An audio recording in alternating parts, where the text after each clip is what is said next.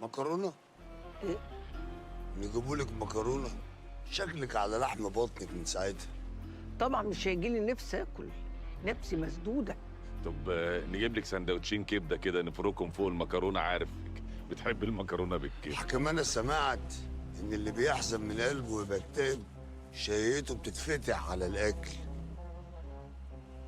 مكرونه مات ازاي يا شديده؟ اكيد مات مسلوق. لا اله الا الله. مسلوق؟ دي موتة وحشة أوي، ربنا يحسن ختامنا.